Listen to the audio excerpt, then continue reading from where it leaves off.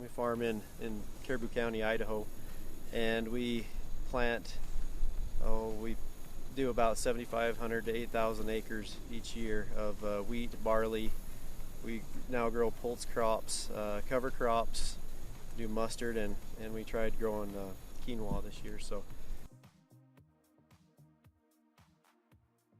well, what we did is, like Gary said, we ended up doing the install about this time last year, and it had been really cold, as you guys probably remember, and it just we had a little bit of seed left in the tank because we wanted to go and just test the system, make sure the temperatures were working and everything was getting up to speed, and while we had them down here, just to make sure it was all good for springtime. And so we just went out and did about 10 acres behind our farm and planted, and just more or less to test it. Didn't expect anything to grow.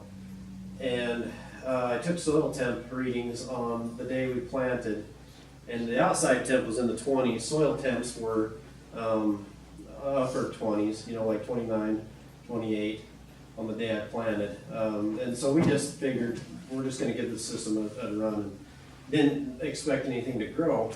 Well, in the springtime, the day the snow left off this field, I went out there just to see if anything had actually germinated. I didn't expect anything to germinate. And that was the conditions on that day, 35-degree soil temp and probably about the same air temperature outside. And I dug down, and this is what I found. Even though we planted late November, it was still able to germinate and make that much of a plant. You can see the roots really trying to go down. And this is, some of this seed was treated left over but there's also some non-treated seed in there as well. And if I remember right, this was our non-treated seed, and the little guy there was the treated. And was that the first that went to a planter, so it didn't get as much emissions? Yep, that's what that was. Yep, that's exactly. The first round where we just started. Yep, and so this is on the first lap where because it takes the emissions a little while to kind of coat the seeds, and if you just start out and go, it hasn't had time to really get a good coating on the seed, and so that just shows the effect. And then this was from round 3 or 4 on later out there. You can see that actually, I didn't expect anything to even germinate in that cold. Agronomists will tell you that's impossible, but yet I did it. Okay, we can go on to the next one. And these are, this is some of my mustard right here that I planted. This was after, I believe this was planted on a Friday or Saturday, and then this is Tuesday morning. I went out and dug this. This is how fast it germinated and got out to the ground this last spring. These are my peas, I believe, in about 2 weeks. And that's, again, this is absolutely zero fertilizer, zero seed treatment. These peas I did inoculate them, but I also did quite a few with no inoculant on them as well. You can see the dreadlock roots going down on those ones. They've got a good jump start right off the bat. And this is the yellow peas that I grew. And here's a little area kind of right in a swell by my house where there was a little extra moisture, and Trey wanted to get his picture taken in it, and they were about, in spots in this area, they were about shoulder high. And the whole field did really well. It went about 35 bushel on yellow peas, which is the first year for us. And talking with people in Canada and around, that's a pretty respectable yield, even for putting, if I would have put $100 an acre of fertilizer on this field. Do a little bit of nitrogen, and a lot of guys will really put phos down heavy on peas, and this has got none of that. So that's what the peas look like. Yeah, and these are the nodules right there. You can kind of see them. They nodulated really well. So that's your cover crop peas. You never put any inoculants. That's right. This on the left is our spring pea from our cover crop. And agronomists will tell you, if you have never had a legume on a piece of ground, if you want your peas to nodulate, you've got to put inoculant out there. This ground has never seen anything but wheat or barley in its entire life. We went right in with no inoculant and seeded these cover crop peas, and you just look at the size of those nitrogen nodules on there. The rhizobium have really built some good nodules on it, and that's also supposed to be impossible as well. these are the yellow field peas that did have inoculant on them. You can see they did nice pink nodules. And this is our mustard. We had a little chemical issue this year on most of our mustard, but there was a few areas that we had a little bit higher organic matter in the chemical residue. We didn't have as much residual around that actually let our mustard live. And this is a picture of that again. Nothing added to it, just seed. And this is the quinoa. Emery and Trey kind of wore the outfit that he blends in back there. When you first look at the picture, all you can see is Emery. The Trey's back in there too. But that's what our quinoa cropping. On the far side there, I don't know if you can see it very good or not, but that's a picture of the soil I dug right after we harvested. And you can see there's fungus on the roots and in the soil. And I've always been curious. Mycorrhizal fungi have just really consumed a lot of my interest in how it can bring minerals and water to your plants. And you're not supposed to be able to see it with the naked eye. And so I want to know if that was saprophytic fungus, which is your decomposers, or if that was actual mycorrhizal fungi that I could see with the eye. So I took that picture and sent it to the leading mycorrhizal fungi expert in the United States, Dr. Chris Nichols. And I sent it to her and asked her what she thought it was. And she said, there's saprophytic fungus there too, but that you could also see mycorrhizal fungi. And you can't see individual threads of it, but she says what we're looking at is layers of hundreds and thousands on there, which is pretty amazing because not very often can you see the fungus just like that without a microscope.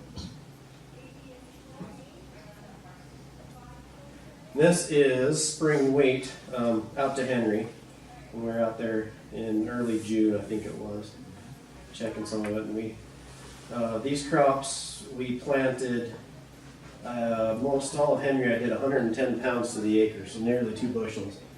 And that might give a lot of you guys a heart attack in here, because that's when I first heard about what seed grade I needed to do. I just said that's impossible. It's going to burn up. There's no way it can be that heavy, because our typical practice is around 1 bushel an acre on dry land. But it's amazing to see what the plant can do when you give it the chance. And what we're trying to do with the higher planting population is get more main stems, more main heads, not as many tillers, because it won't tiller out like a fertilized crop. And I like that concept, because with the lower planting rate, I was relying on it to tiller. And sometimes it would tiller and do really nice with fertilizer. Other times, you wouldn't get the tillering, and you'd have one main head, 3 or 4 little suckers on it that barely produced any kernels in it. And with this, at Henry, we were getting 40 good, solid, nice looking heads per foot of row. And so you measure out 12 inches of row, and we would have 40 good heads there. And that's what I'm shooting for, around that 40 heads per foot mark. And that'll give us a pretty good yield. And this is also at Henry. We had a field day out there in July, and just kind of walking through some of the crops and checking out. It was amazing to see. You'd look at it, and this particular field that we were in right now is dryland spring wheat. This field here average whole field was 65 bushel on dryland. I'm very impressed with it. And there were spots of this field that were triple digits even on the yield mark. These are some of more of the shots from Henry, and as you can see, there's no deficiencies in that crop. The leaves were good and green all the way down, no nitrogen, no phos, no sulfur deficiencies, and we actually took some soil tests. And this is some of the fertilize that we did. And now you can kind of see what I'm talking about on these rows. And this is 6-inch spacing on this drill. There just wasn't enough companionship there, like there is with the way we were doing it on the other ones. You think that if a plant is going to be all by itself, you're going to have a nice big plant that's going to tiller out and be great, but we found exactly the opposite. If you go out here, the plants that are real close together are doing great, they're thriving, but when you have that one that's got 12 inches on either side of him to where there's another plant. Just a very small dwarf plant, very short head. So you wonder if it's getting too much fertilizer. And that's, yeah, That there's, plant by itself, yeah, there's, possibly. yep, that could be it. Dan, was there anything about the conditions that was seeded that there wasn't any baking or anything that happened, or? You know, that field that we were just looking at was our last planted, which could have been contributed to a So little these were bit. planted about the same time, these two fields, right? Similar.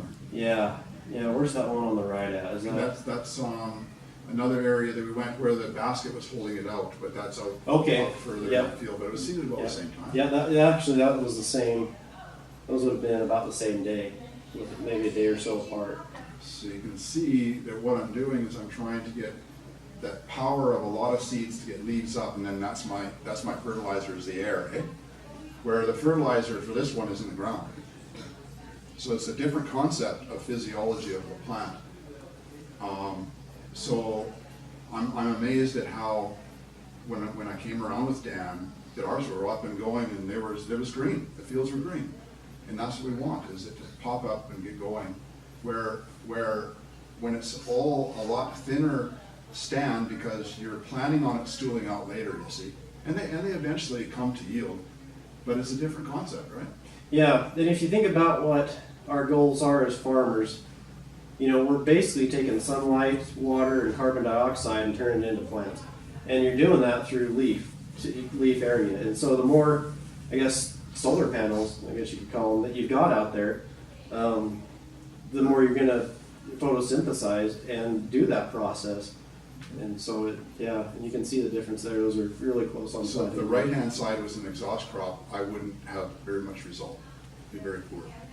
And so this is where I've seen it in Africa, Australia, and Canada, in cereals, in wheat, that we must have more seeds.